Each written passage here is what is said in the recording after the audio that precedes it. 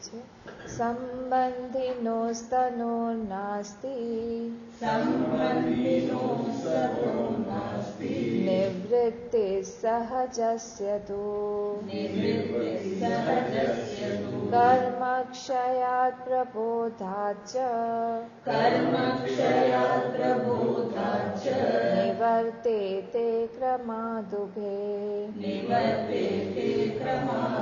संबंधिनो सतोर्नास्ति निवृत्ति सहजस्य तु कर्मक्षयात् प्रबोधाच्च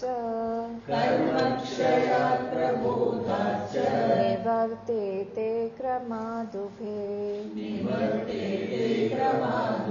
अहंकारलये सुप्तौ भवेत् देहोऽप्यचेतनः अहंकार विकासार्धः स्वप्नः सर्वस्तु जागरः अहंकारलये सुप्तौ भवेत् देहोऽप्यचेतनः अहंकार विकासार्धः स्वप्नः सर्वस्तु जागरः स्वप्नः सर्वस्तु जागरः।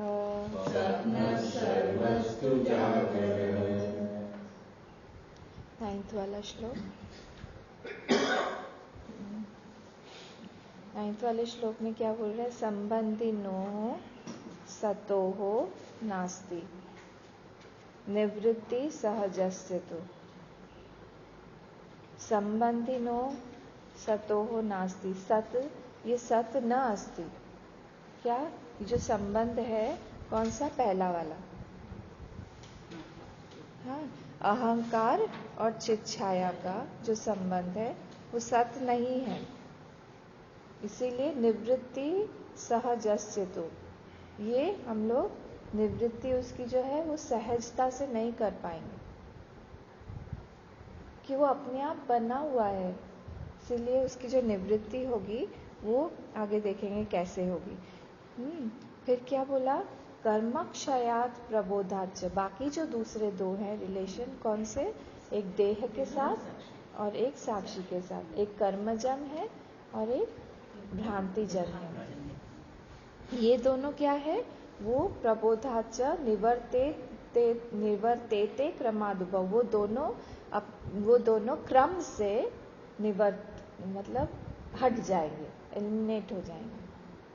क्रम से दोनों हटेंगे। जो कि कर्म से है और जो कि प्रबोधा, मतलब जब कर्म क्षयात, कर्म के क्षय से, का फ्रूट ऑफ एक्शन, कर्मजम जो है का फ्रूट ऑफ एक्शन जब क्षय हो जाएगा वो अपने आप चला जाएगा। और प्रबोधात मतलब साक्षी के साथ में जो रिलेशन है वो कैसे हटेगा? अहंकार का जो उसके साथ में तादात्म्य हो गया है, प्रबोधात हम लोग जो कर रहे हैं अभी ज्ञान से। ठीक है, तो फर्स्ट वाला क्या है? सहजस्य तो निवृत्ति ही नास्ति, सतोह नास्ति, सतह वो नहीं है। हाँ, सतह नास्ति, तो इसीलिए वो ट्रू नहीं है। कौन सा वाला? पहला वाला। हाँ, तो उसका जो रिलेशनशिप है, हाँ, वो जो हम लोगों ने रियल हिसाब से ले लिया है वो सत है नहीं, वह सत्य नहीं है। सतह नास्ति, वो सत्य नहीं है। तो इसलिए इसकी निवृत्ति ही सहजस्य तो। ठीक है, उसकी जो निवृत्ति है वो अपने आप, मतलब कुछ करके नहीं जाएगा, क्योंकि वो रियल नहीं है ना। जो सांप रज्जू पर है उसको हम लोग बीन बजा के, हाँ, या फिर किसी स्नेक चार्मर को बुला के उसको पकड़वा नहीं सकते हैं, हटा नहीं सकते हैं। क्यों? क्योंकि वो है ही नहीं। वैसे ही वो यहाँ पे रियल नहीं है। फर्स्ट वाला चित छाया के साथ में अहंकार का तो रिफ्लेक्शन है ना। इसीलिए वो रियल नहीं है। ठीक है। और सेकंड दो क्या है, एक कर्मजम और एक भ्रांतिजन्यम।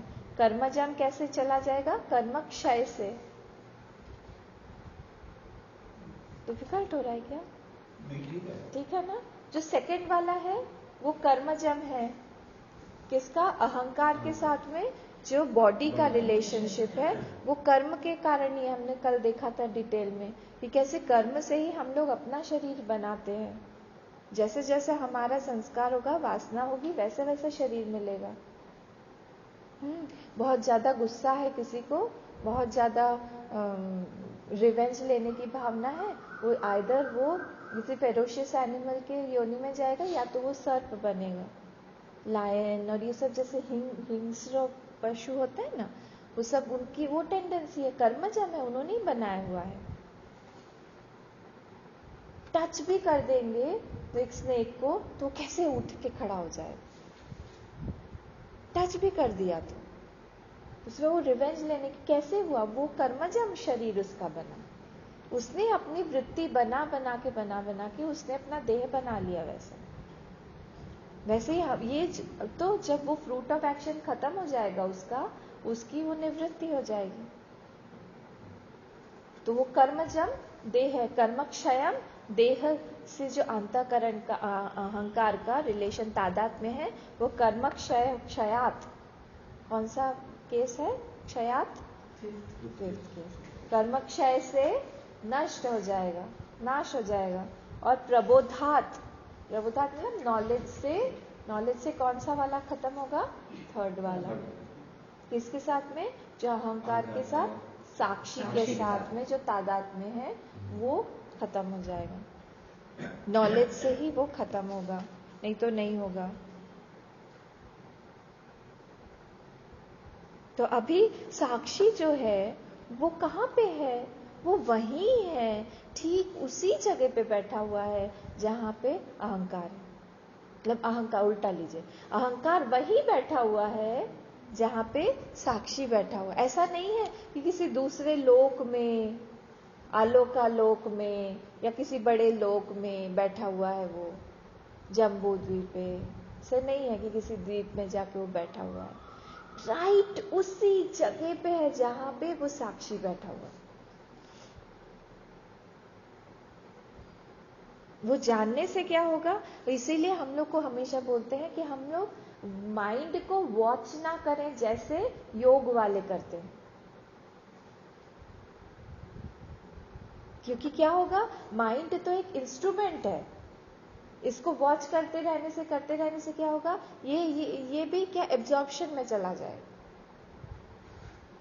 हम लोगों को क्या करना है, माइंड को यूज करना है। उस समय हमारी जो समाधि है उसमें हम लोग माइंड को यूज करते हैं। योग वाले क्या करते हैं, फर्स्ट वाला बताइए सूत्र योग का। चित्त वृत्ति निरोध योग, हमारे इसमें ही है, मंत्र पुष्पम में ही है लास्ट में। ठीक है। तो फर्स्ट वाला क्या है, चित्त वृत्ति निरोध योग। तो वो चित्त वृत्ति को निरोध करके, निरोध मतलब रोक देना, चित्त वृत्ति को रोक देना। कैसे रोकेंगे, बार बार उसको देखते रहेंगे, माइंड अपने आप एब्जॉर्प्शन में चला जाए। वो हमारा टारगेट, हमारा गोल नहीं है। हम लोग को माइंड को यूज करना है, क्योंकि माइंड एक इंस्ट्रूमेंट है।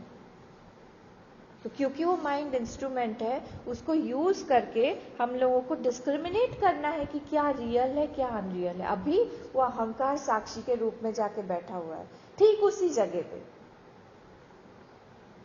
कल हमने देखे थे ना वो 10 जो पॉइंट्स थे, वो नहीं हो सकता वो अहंकार साक्षी, वो डिफरेंट है।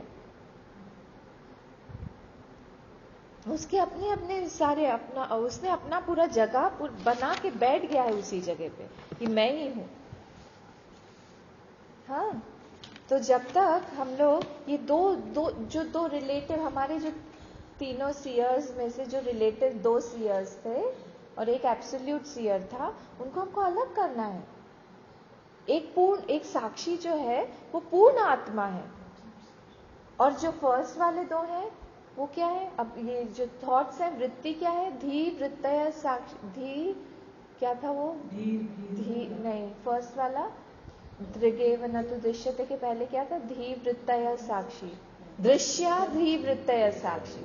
तो धीवृत्तय क्या है? दृश्य है, तो वो जड़ है। तो अहंकार जो है वो इस वाले कैटेगरी में आएगा। वो मनो आत्मा है, ना कि पूर्ण आत्मा है। डिफरेंट हो गया, अलग अलग। ये मनो आत्मा हो गया अहंकार जो है, अंतःकरण जो है, क्योंकि वृत्तियों से बना हुआ है। जो भी चीज वृत्ति से बनी हुई है तो फिर वो तो जड़ की कैटेगरी में आ गई, क्योंकि वो दृश्य है, वो दिख रहा है हमको। हर एक वृत्ति हमको दिख रही है अलग अलग से। तो जो भी चीज हमको अलग से दिखेगी वो दृश्य हो गया। तो वो साक्षी कैसे हो सकता है? साक्षी तो ये पूर्ण आत्मा है। इनको अलग अलग करना है, आपको डिफरेंशिएट करना है।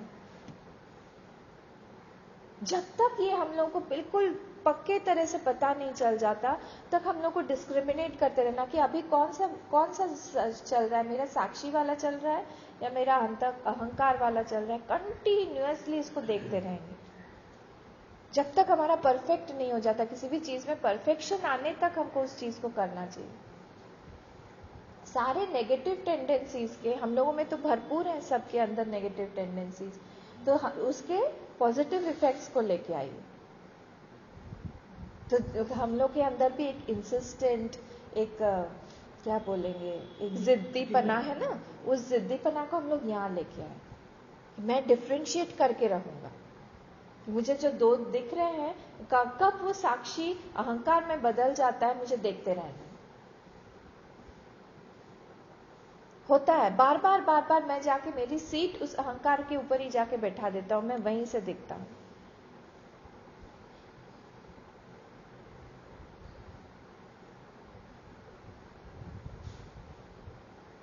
ठीक है, तो अभी क्या है, हम लोगों को सब्जेक्टिफाई करना है। किसको? अहंकार को। और ऑब्जेक्टिफाई किसको करना है? साक्षी को। सब्जेक्ट ऑब्जेक्ट समझते हैं ना? अभी क्या हो रहा है? उल्टा हो रहा है। अभी हमने साक्षी को सब्जेक्टिफाई कर दिया है, एक सब्जेक्ट के हिसाब से हम लोग उसको पढ़ रहे हैं।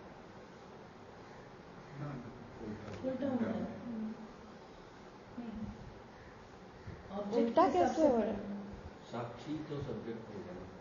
साक्षी सब्जेक्ट ने अभी क्या है हमारा? अभी उल्टा है ना। अभी क्या है हमारा? सब्जेक्ट और ऑब्जेक्ट होता है। हम लोग को सब्जेक्टिफाई करना है किसको? साक्षी को। साक्षी तो ऑलरेडी सब्जेक्ट है। और अहंकार को ऑब्जेक्टिफाई करना। हाँ हाँ, उल्टा कर लीजिए। अभी हमारी स्थिति उल्टी है। अहंकार सब्जेक्ट बन गया। अभी अहंकार सब्जेक्ट है। ठीक है ना, गड़बड़ तो नहीं है? हाँ, उल्टा करना है। ठीक है ना? ठीक है। और इसीलिए जैसे हम लोग बहुत भीड़ में से जा रहे हैं और हमारे पास बहुत बड़ी गाड़ी है, कार है सपोज, तो उसमें हिट करने के बहुत सारे चांसेस रहते हैं ना। पर अगर छोटी सी साइकिल हो या टू व्हीलर हो तो हम फट फट फट फट निकल जाएंगे आगे। वैसे ही हमारा अहंकार है। अहंकार क्या करता है? हिट करने के बहुत सारे चांसेस इस वर्ल्ड में, इस संसार में दे देता है, क्योंकि हमारा अहंकार इतना बड़ा लेके हम लोग चल रहे हैं। हमारी सीट हमने अभी अहंकार पे बना के रखी है। उसको क्या करना है हम लोग को? उससे उठ के हमको साक्षी पे आना है। हाँ, ये अहंकार को जब हम सब्जेक्टिफाई करेंगे, हाँ, बाद में अपने आप को हट जाएगा। हाँ, देखिए, जब हम लोग साक्षी को मानेंगे ना, कि जब वो साक्षी है, हाँ, कि वो सब्जेक्ट है मेरा, तो बाकी के सारे जो भी चीजें हैं वो किस कैटेगरी में चला जाएगा? ऑब्जेक्ट में। ऑब्जेक्ट यानी क्या होगा? दृश्य में। तो जब वो सारी चीजें दृश्य में चली गई तो फिर मेरा जो ये सब्जेक्ट है यही बस बचेगा, बाकी कुछ भी नहीं बचेगा। बाकी का जो हमने इतना रियल सब में एंटिटी डाली हुई है, बनाई हुई है, वो सब हम लोग को अनरियल लगने लगेगा। ये डिफरेंशिएट करना है, ये डिस्क्रिमिनेट करना है कि मैं ही बस हूं, बाकी सबका अस्तित्व मेरे कारण है। उस दिन मैंने बताया ना, सूर्य भी मेरे कारण दिख रहा है। अगर मैं नहीं देख रही होती हूं, मेरे लाइट में ही, मेरे लाइट ऑफ कॉन्शियसनेस में ही वो सूर्य भी दिख रहा है, जो कि सब चीज को प्रकाशित कर रहा है। तो अगर मेरे लाइट में सब कुछ दिख रहा है तो मैं सब्जेक्ट हूं, बाकी के सारे ऑब्जेक्ट हैं। तो वैसे ही हम धीरे धीरे करके जब हम उस सब्जेक्ट पे आके टिक जाएंगे, उस साक्षी को बना लेंगे सब्जेक्ट हमारा। अभी तो है वही है, पर अभी नहीं है, हमको महसूस नहीं होता है। हम लोग अपने आप को चेंजिंग महसूस करते हैं, हम लोग विद गुड महसूस करते हैं, हम लोग सर्वव्यापी नहीं महसूस करते, हम लोग आनंद और प्रियत्व अपने अंदर महसूस नहीं करते। वो सारे 10 पॉइंट्स, सूक्ष्मता हमारे अंदर नहीं है अभी। क्यों नहीं है? क्योंकि हम लोग अभी अहंकार के ऊपर आके बैठे हुए हैं, और उस अहंकार ने अपना पिटारा खोला हुआ है। अहंकार अपना खेल खेल रहा है। वापस से हम लोग को ध्यान लेके जाना चाहिए वही फर्स्ट 5 श्लोकास पे। बार बार इसी को ध्यान देते हैं कि फर्स्ट 5 श्लोकास में क्या होता है कि अरे ये तो सारा दृश्य है, ये वृत्ति, ये अहंकार, ये तो सारा दृश्य है। जो 3 कैटेगरीज में हम लोगों ने दृश्य दृष्टा का वो विवेक किया था, वो फर्स्ट श्लोक पे ही हमारा ध्यान चले जाना चाहिए कि हमारा जो सब्जेक्ट है वो तो मैं हूं, वो तो एब्सोल्यूट सीयर है, उसका कोई और सीयर है ही नहीं। उसके ही लाइट में मैं सब कुछ देख रही हूं। जब ये दृश्य हम लोग बार बार देखते रहेंगे हर चीज को, तब धीरे धीरे जाके हम लोग अहंकार को भी देखना शुरू करेंगे। अभी हम लोग का इतना तादात्म्य है अहंकार के साथ में कि हम लोग को वो अहंकार एक ऑब्जेक्ट के रूप में नहीं दिखता है, सब्जेक्ट के रूप में ही दिखता है। अहंकार दिख रहा है, बस मैं, मतलब अहंकार दिख ही नहीं रहा है, अहंकार देख रहा है। अहंकार देख रहा है, वही सब्जेक्ट बन के बैठा हुआ है। तो अल्टीमेटली जब हम लोग देखना बंद कर देंगे। हाँ, क्योंकि देखने वाला जो एक्शन है वो नहीं रहेगा। सूर्य किसी चीज को खिला नहीं रहा है, किसी कमल को, उसके प्रेजेंस मात्र में सब चीजें खिल रही हैं, या दिन हो रहा है, या काम कर रहे हैं लोग। ये एग्जाम्पल शंकराचार्य जी भगवान ने आगे उपनिषदों में लिया है। सूर्य के प्रेजेंस में ही सारे काम हो जाते हैं अपने आप, राजावत है। सूर्य प्रेजेंट हो गया तो अपने आप सारा काम शुरू हो गया, अपने आप हम लोग उठ गए, अपने आप हम लोग अपना अपना दिनचर्या में लग गए, काम करने लगे। उसने हमको प्रोपेल नहीं किया कि हम लोग कोई काम करें, पर उसके प्रेजेंस मात्र में सारे एक्शंस हो रहे हैं। वैसे ही हम लोग देखने लगे कि अरे मेरे प्रेजेंस में ही सब कुछ हो रहा है, अरे मेरे प्रेजेंस में ही सब कुछ दिख रहा है, अरे मैं नहीं हूं तो कुछ भी नहीं है, मैं ही सबको इल्यूमिनेट कर रही हूं, मैं ही सबस्ट्रेटम हूं हर चीज का। तब वो सब्जेक्ट बन जाऊंगी, बाकी सब चीजें ऑब्जेक्ट बन जाएगी। धीरे धीरे करके जब हम लोग देखने लगेंगे कि वही है, सिर्फ दृश्य तो है ही नहीं, तब तो फिर वो दृष्टा भी नहीं रहेगा। क्योंकि दृष्टा दृश्य के सापेक्ष में है, वो दृष्टा भी नहीं रहेगा। फिर वो बस इल्यूमिन करे, बस फिर आगे मत बढ़िए, वहीं टिक जाइए, क्योंकि कुछ है ही नहीं उसके अलावा। वहां पे हमको डिस्क्रिमिनेट कर करके मनो आत्मा और पूर्ण आत्मा में डिफरेंशिएट करना है। अभी ये साक्षी जो है, ये मनो आत्मा के साथ में या अहंकार के साथ में इसका इतना तादात्म्य हो गया है, हम लोग अलग से नहीं देख पाते इसको।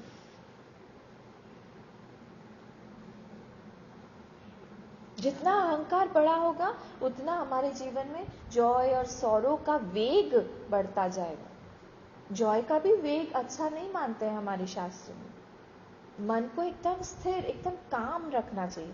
बहुत ज्यादा खुशी में जो हम लोग उछल जाते हैं ना, वो भी ठीक नहीं मानते। स्थिर एकदम होना चाहिए। कार बड़ा होने से क्वांटिटी बढ़ेगी या क्वालिटी, दोनों, इंटेंसिटी बढ़ेगी? दोनों, सब बढ़ जाएगा, सब बढ़ जाएगा। क्योंकि वो अहंकार जो है वही हर चीज के बेस में पड़ा हुआ है, क्योंकि वहां पे अविद्या के कारण हुआ है। वो हर चीज में दिखा देगा। वो हर चीज में एक क्या दो शक्तियां हैं, एक वेलिंग पावर है, एक प्रोजेक्टिंग पावर है। दोनों प्रोजेक्ट कर करके दिखाता रहेगा अपना पिटारा खोल कर। जो है नहीं वो दिखाता रहेगा। इसलिए हम लोगों को इस अहंकार को छोटा भी करना आना चाहिए, और भगवान के सामने स्पेशली छोटा करना आना चाहिए, और बड़ा भी करना आना चाहिए जहां पे हम लोग को जरूरत है। जैसे हनुमान जी ने किया था। उन्होंने जब जरूरत पड़ी भगवान की सेवा के लिए, तब वो वाले अहंकार को ही लेके आ गए सामने। समुद्र उल्लंघन किया, हाँ, वहां पे लंका को जलाया, उस अहंकार से ही तो किया। पर कौन सा अहंकार? उन्हें छोटा वाला अहंकार। उन्होंने कहा कि नहीं, मैं सेवक हूं, मैं सेवक सचराचर, क्या है, राम भगवंत, कुछ ऐसा। राम जी हैं वो सेव्य हैं और मैं सेवक हूं। हनुमान जी को छोटा भी करना आता है, बड़ा भी करना आता है। लंकिनी जब आई तब वो बड़े हो गए, घुसा मार दिया। रुधिर बमत धरनी धनमनी, इतनी जोर से गुस्से से उन्होंने घुसा मारा। अहंकार तो चाहिए ना तब, कि प्रोसेसर चाहिए काम करने वाला। तो वो लंकिनी जो है वो गिर गई खून उगलते हुए। पर जब राम जी के पास में गए, सीता जी के पास में गए, छोटे से बन के बैठ गए। सीता जी को भी उन्होंने छोटा रूप दिखाया अपना। बड़ा रूप तब दिखाया जब सीता मैया ने पूछा कि क्यों, एक बात बताओ तो, कि तुम्हारे जैसे हैं क्या सारे वानर? और ये क्योंकि तो भट बलवाना है सारे, तो राक्षस लोग बहुत बड़े बड़े हैं ये, तो तुम्हारे जैसे अगर सब छोटे छोटे राम जी के बंदर हुए, वानर हुए, तो सब लोग कैसे लड़ेंगे? सीता मैया को क्वेश्चन आया, इनोसेंट क्वेश्चन है ना, और सही में उनको डर भी लग रहा था। वो तो देखी है इतने बड़े बड़े राक्षस। तब भूधराकार शरीरा, पूरा बड़े से होके उन्हें अपना ह्यूज रूप प्रकट कर दिया उनके सामने। क्यों? क्योंकि राम जी ने बोला था कि उनको विश्वास भी देना और उनके मन से भय भी हटा के आना। तुम्हारे ये दो काम होंगे हनुमान वहां पे। उनको विश्वास दिलाना, हाँ, विश्वास किस चीज का दिलाना? कि हम लोग आ रहे हैं, हाँ, और ये भी याद करवाना कि मैं तुमको याद करता हूं, ये भी याद दिला, ये भी उनको बताना। तो उन्होंने कहा कि अरे, इनके मन में तो विश्वास नहीं आ रहा है, मैं छोटा सा बन के आया हूं। देखिए, फिर अहंकार को ले आए, ले आके पूरा इतना बड़ा अपना शरीर प्रकट कर दिया। सीता जी बोले हाँ, विश्वास हो गया, आ जाओ, फिर से छोटे बने। ऐसा हम लोग का अहंकार हम लोग के हाथ में मुट्ठी में बंधा हुआ होना चाहिए। ये तभी होगा जब हम इसको सामने रख के देख सकते हैं। जैसे मैं देख रही हूँ इस पुस्तक को, अगर मैं एकदम ऐसे कर लूं, अपने साथ में एकदम चिपका लूं, मैं देख पाऊंगी क्या इसको?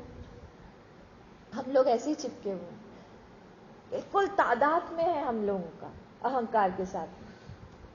इसको दूर करके हमको ऑब्जेक्टिफाई करना है इसको, तब जाके क्या होगा, हम लोग इसको यूज कर पाएंगे। तो ये अभी इंस्ट्रूमेंट नहीं है हमारा, हम लोग इंस्ट्रूमेंट है इसके। उल्टा चल रहा है अभी केस। तो जब इसको हम लोग सामने रखेंगे, हमारे हाथ में हमारे इसके रेंज आ जाएंगे, कंट्रोलिंग पावर हमारे पास में आ जाएगा। चलो ये करो, चलो ये नहीं करना। अभी वो डिक्टेट करता है हमको, मत करो, क्या जरूरत है। सो जाओ या फिर खा लो या फिर मत खाओ, जो भी, मतलब हमारा मन हमको चलाता है। अभी मनो आत्मा पूरी साक्षी के रूप में बैठी हुई है, अहंकार बैठा हुआ है। इसको हम लोग को अलग करना है, ठीक है। अब हम लोग जो है 10th वाला देखते हैं, फिर से आ जाएंगे 9th पे अगर कोई रहेगा कुछ। 10th वाले में क्या है? 10th वाले में बता रहे हैं अहंकार लय सुप्तौ। सुप्तौ कौन सा केस है? सुप्ति का। सुप्ति कवि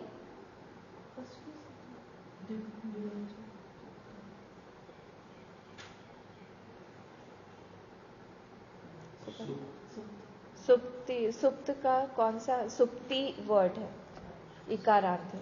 कौन सा केस है बताइए?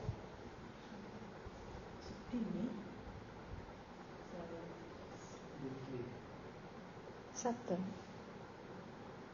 सप्तमी सुप्ति में। सुप्ति में क्या? अहंकार लय सुप्त। लय भी तो 7th है ना। लय सती, अहंकार लय सती।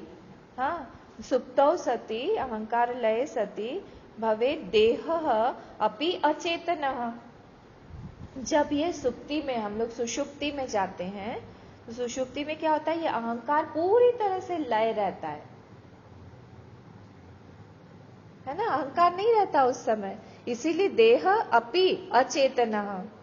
तो देह भी क्या होता है? अचेतन रहती है उस समय।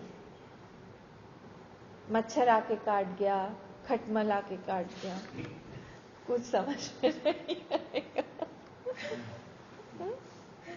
अचेतना हो गया, नॉन रिस्पॉन्सिव हो गया। क्यों? क्योंकि वो अहंकार जो है वो एब्सेंट है बॉडी में। फिर क्या होता है? सेकेंड वाली लाइन देखिए, अहंकार विकासार्ध। हाफ है, अर्धा है किसमें? ड्रीम स्टेट में। ड्रीम स्टेट में आधा आधा है अहंकार, क्योंकि इंटेलेक्ट तब क्या है? पूरा एक रूडिमेंट्री स्टेट में है, इसलिए हम लोग चीजों को मिक्स कर लेते हैं वहां पे। स्वप्नः और सर्वस्तो जागरः, और जागृत अवस्था में, वेकिंग स्टेट में वो पूरी तरह से काम कर रहा है। कौन? अहंकार। अहंकार का बताया गया, अहंकार का ही बता रहे हैं यहाँ पे कि उसका जागृत अवस्था है। उसकी अवस्था जो है, उसका जो काम करने का एरिया है, वो जागृत अवस्था है। विद्यारण्य स्वामी हम लोगों को धीरे धीरे धीरे धीरे, मतलब वो कोई स्क्रिप्चर से या फिर कोई कोट से ऐसा नहीं बता रहे, हम लोग को डायरेक्टली अपने एक्सपीरियंस से धीरे धीरे धीरे धीरे आगे लेके जा रहे हैं, पकड़ के हम लोग को सेल्फ तक पहुंचा देंगे। ये उनकी ब्यूटी है। तो ये यहाँ पे क्या बोल रहे हैं कि जागृत अवस्था जो है वो टोटली बिलोंग्स टू अहंकार, टोटली।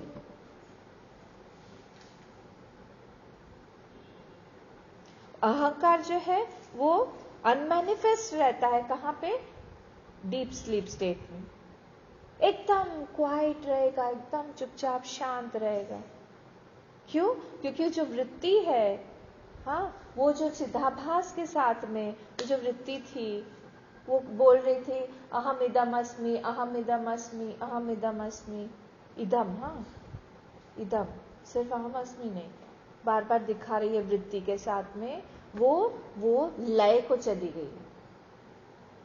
जो फाइनाट्यूड का वो जो एक्सपीरियंस वृत्ति हमको दिखाती रहती है, इदम के साथ साथ बार बार अटैच कर करके, अहंकार, अहम और इदम वृत्ति दोनों साथ में चलती है। हाँ, इदम वृत्तियां जो भी हमको दिख रही है वो किसके कारण दिख रही है? अहम वृत्ति के कारण दिख रही है, क्योंकि उसमें ऑब्जेक्ट जो है वो चेंज हो रहा है।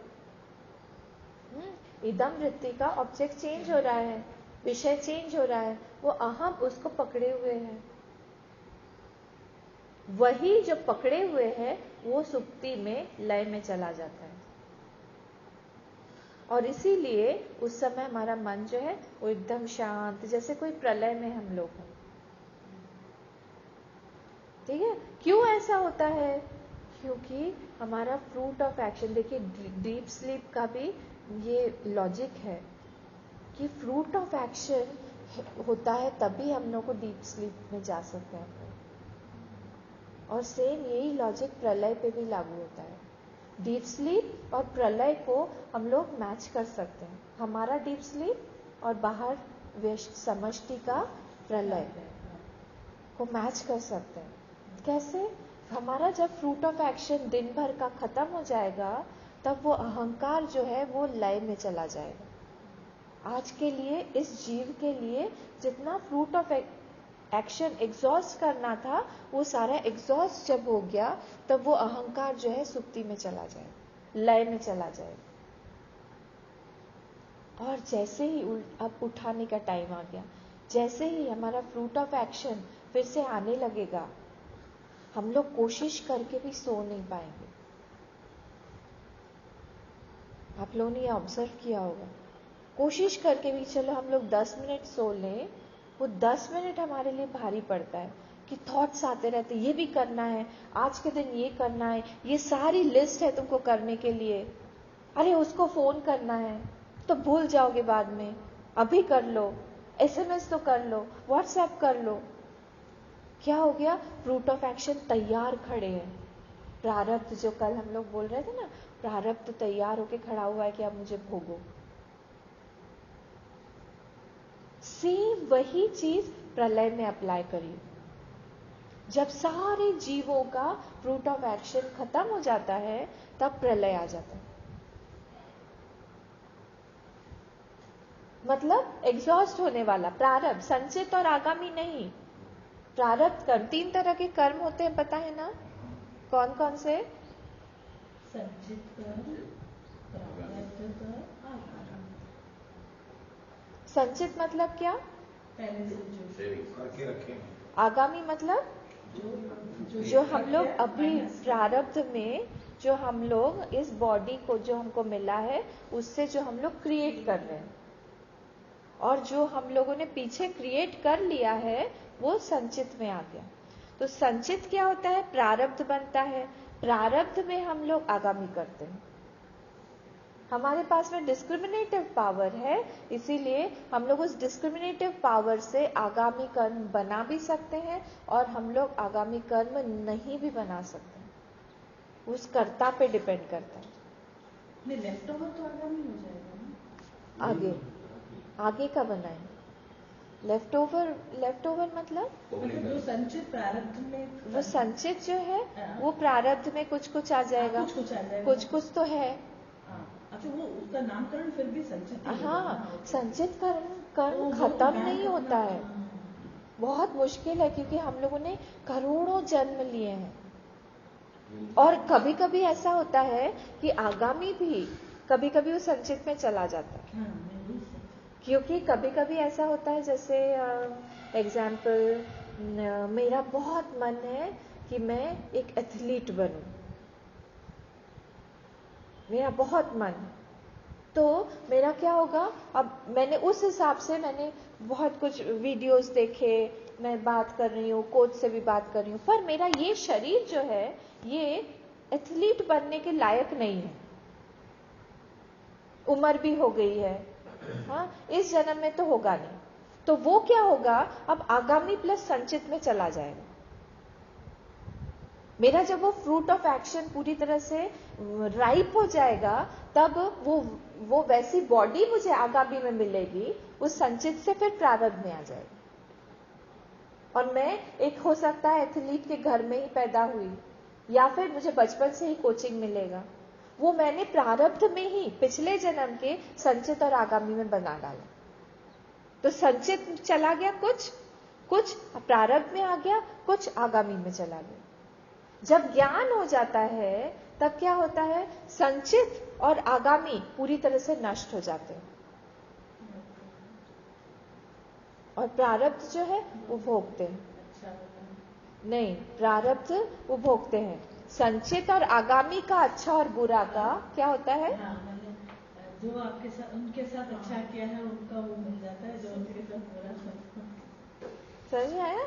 जो जिनके साथ, जो सपोज रमन महर्षि जी है, रमन महर्षि जी या कोई भी ज्ञानी है हमारे गुरुदेव, उनके साथ में किसी ने अब उनका आगामी और वो संचित जो है वो खत्म हो गया, पर वो सृष्टि में तो कहीं ना कहीं बना हुआ है ना, सृष्टि में वो चीज है, हाँ, तो वो चीज किसी ना किसी को मिलनी है, तो जो उनकी सेवा करेगा वो उनका अच्छा वाला जो था आगामी और संचित में वो उसको मिल जाएगा, और उनके प्रारब्ध, उनके संचित में और आगामी में जो खराब वाला पोर्शन होगा, पाप का पोर्शन होगा, बुरा पोर्शन होगा, जो इन महात्मा को परेशान करेगा, उसको वो आ जाए।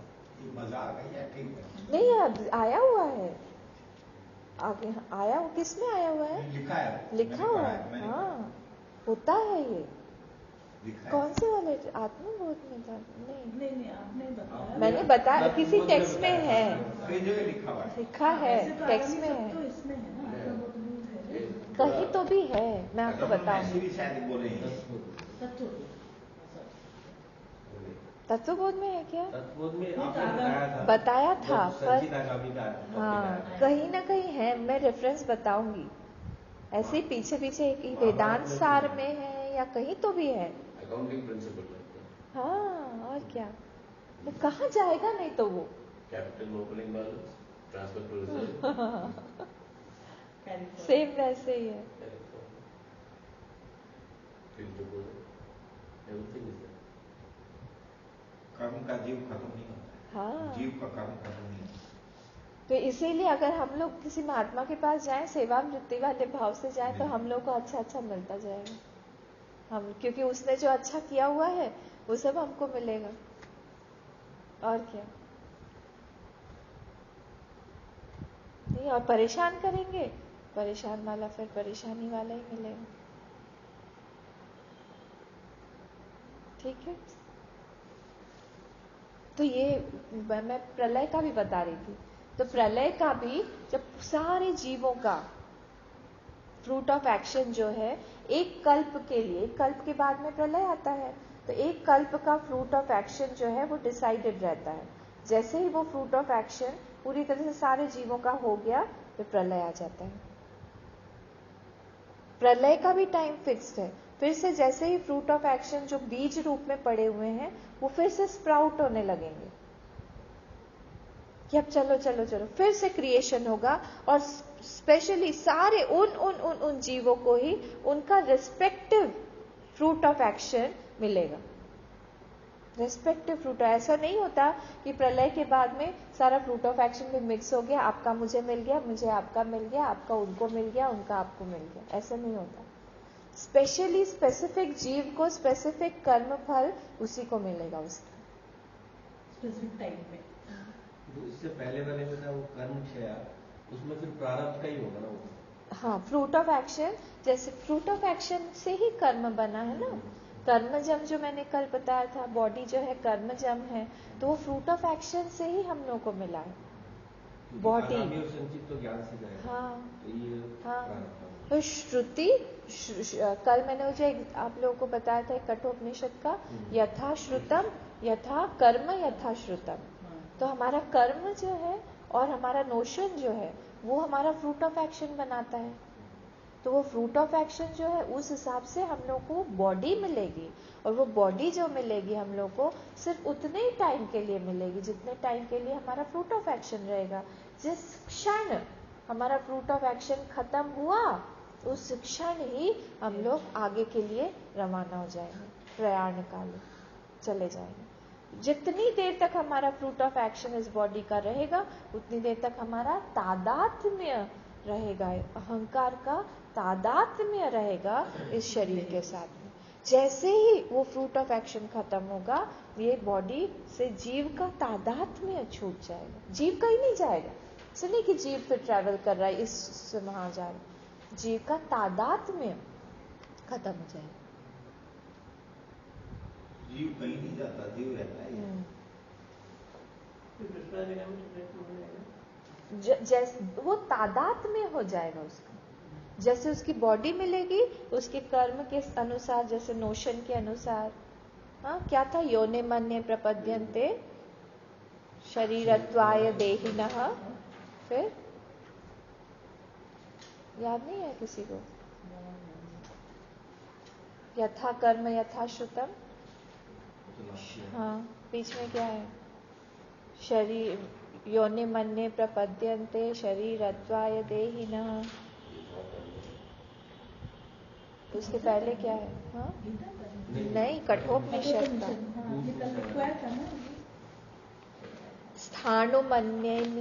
स्थाणुमन्याति संयाति।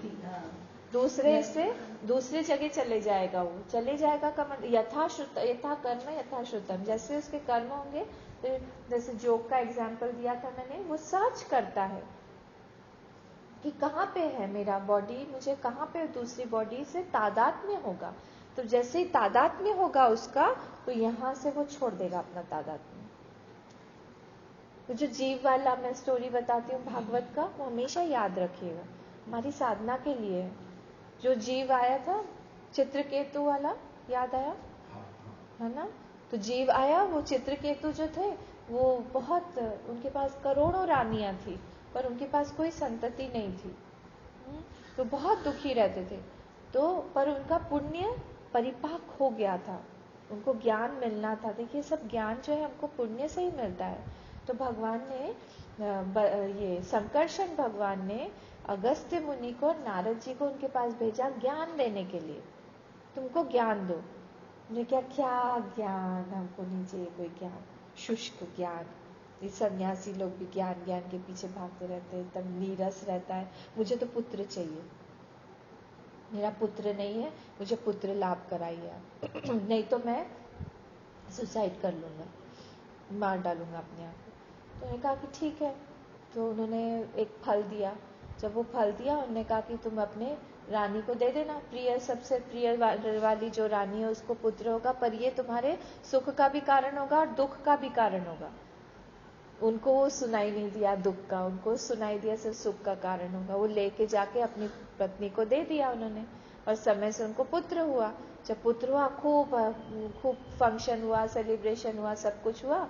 वो जो रानी थी वो उसके साथ में, बच्चे के साथ में नेचुरली रहती थी। अब ये इनका अटेंशन बार बार वहीं जाए, चित्रकेतु का। दूसरी रानियों को डाह हो गया, द्वेष हो गया कि हमारे भी पति है, हमको ध्यान ही नहीं देते। और उन लोगों ने क्या किया, मात्सर्य में आके, द्वेष में आके, तो छोटे से बच्चे को गर दे दिया। गर मतलब पॉइजन दे दिया उसको, और धीरे धीरे वो मर गया। मैं बहुत शॉर्ट करके स्टोरी सुना रही हूँ। मर गया, यहाँ पे खूब चिल्लाहट होने लगी, ये सब होने लगा। तो फिर उन्होंने कहा कि अरे क्या हो गया, नहीं ये कैसे हो गया, ये चित्रकेतु फिर से दुख में चले गए। फिर से वो ऋषि आए, कहा क्या हो गया? बोले नहीं ऐसे कैसे, नहीं मैं तुमको बता रहा हूँ। ये पूरा फिर सेकंड चैप्टर, नैनम चिंदंती शस्त्राणि नैनम दहति पावक, वो सारा सुना है उनको।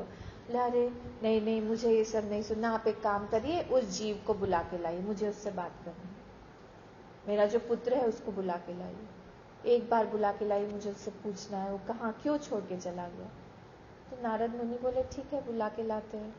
तो वो बुला के लाए जीव को। देखो चित्रकेतु, वो आ गया है, तुम्हारा पुत्र खड़ा हुआ है सामने, पूछो क्या पूछना है उससे। तो जीव ने उसको बुला, अरे तुम आ गए, देखो तुम्हारा शरीर पड़ा हुआ है, ऐसे वापस आ जाओ, तुम्हारी माँ रो रही है, तुम्हारे पिता की हालत देखो कैसी हो रही है, आ जाओ। ये पोर्शन बहुत इंपॉर्टेंट है। तो उन्होंने क्या बोला, जीव ने बोला कि कौन से माता, कौन से पिता, कौन से जन्म के माता पिता के बारे में आप बोल रहे हैं? वो जीव बोल रहा है, पिता को ही अपने।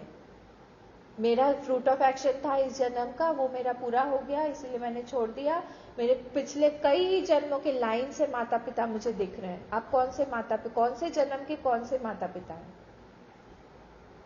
जैसे मेरा जीव का कोई माता पिता नहीं है, कोई रिलेशनशिप नहीं है, किसी से भी मेरा कोई रिलेशनशिप नहीं है। जब तक मेरा फ्रूट ऑफ एक्शन था इस बॉडी के साथ में मुझे मिला, फिर मैं जा रहा हूं, आगे भी मुझे जाना है, मुझे अगला जन्म का दिख रहा है पूरा। इसीलिए हे चित्रकेतु, हे पिताजी मेरे, जो भी इस जन्म के पिताजी थे, मुझे माफ करिए, मेरा आगे मुझे जाने के लिए आज्ञा दीजिए। चला गया हाथ जोड़, तब जाके इनको वैराग्य हो। वैसे ही हम लोग को भी सोचते रहना चाहिए तो क्या है इसमें कुछ भी नहीं है। यहाँ हम लोग तादाद में करके बैठ जाते हैं एक शरीर के साथ में। जब तक इस शरीर का फ्रूट ऑफ एक्शन रहेगा बस तब तक हमको यहाँ पे रहना है, इस शरीर में रहना है, तब तक ही हमारा एक रिलेशन है। जैसे ही इस शरीर के साथ में हमारा तादाद में खत्म होगा, कोई ना तो रिलेशन है हमारा, ना घर है, ना पैसा है, कुछ भी नहीं है, सबका सब यहां रह के चला जाए और वो सबसे ज्यादा धोखेबाज ये शरीर ही है, बताता भी नहीं है जाने से पहले। और इसी को हम लोग सबसे ज्यादा प्यार करते हैं, इसी को सबसे ज्यादा हम लोग मान देते हैं, इसी को सबसे ज्यादा हम लोग अपना मानते हैं, और ये सबसे बड़ा धोखेबाज है। चला जाएगा एक बार में, पूछेगा भी नहीं चलो काम कुछ करना है, नहीं, सेकंड में चला जाएगा छोड़। इसलिए फ्रूट ऑफ एक्शन जब तक है हम लोग हैं इस शरीर के साथ में, तादाद में रहेगा, फिर नेक्स्ट शरीर हमारा ये जीव ढूंढता रहेगा, ढूंढते ढूंढते वहां पे जाके उसका नया तादाद में हो जाएगा। ठीक है, तो ये अहंकार जो है, हम लोग 10 श्लोक में जो थे, ये अहंकार क्या करता है, ये अहंकार जागृत अवस्था में इसका क्या है, वर्किंग फील्ड जो है ना, वो जागृत अवस्था है, कार्य क्षेत्र।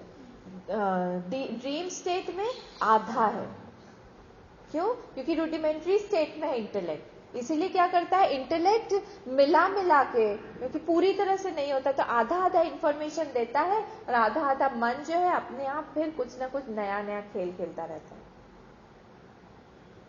गुरुदेव का एग्जाम्पल हमेशा मुझे याद आता है कि मैं, गुरुदेव बोलते थे, मैंने वेकिंग स्टेट में एक लड़की को देखा जो कि स्कर्ट पहन के जा रही थी, और दूसरी तरफ से मैंने देखा कि एक हाथी जा रहा है, उनका एग्जाम्पल है। फिर मैं जैसे ही सोया मैंने देखा कि वो हाथी जो है वो स्कर्ट पहन के जा रहा है, हाथी स्कर्ट पहन के जा रहा है, मिला दिया।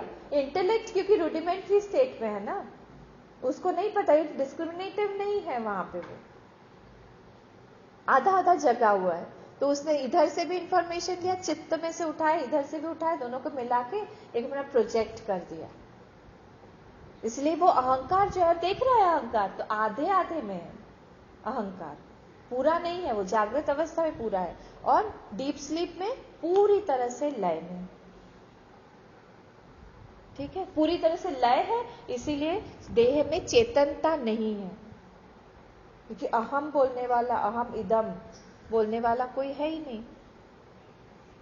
अहम इदम अस्मि, तो वो अहम वृत्ति बोलती है ना, वो अहम वृत्ति है ही नहीं, इसीलिए वो क्या होता है, लय में चला जाता है, लय में चला जाता है। इसलिए देह अपि अचेतना, अचेतन की तरह पड़ा रहता है देह, वो समझ में नहीं आता उस समय, पंखा चल रहा है नहीं चल रहा है, ब्लैंकेट हट गया, कुछ भी समझ में नहीं आता। मुंह में गुलाब जामुन डाल दो, खा लेंगे और नीचे चला जाए, समझ में नहीं, इतना नहीं होता।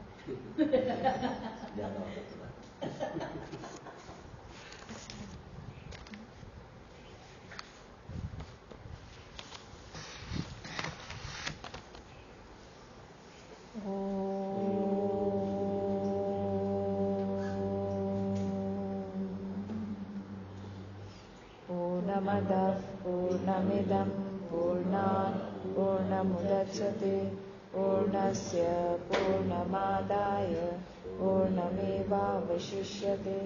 ओम शांति शांति शांति। हरि ओम। श्री गुरुभ्यो नमः। हरि ओम।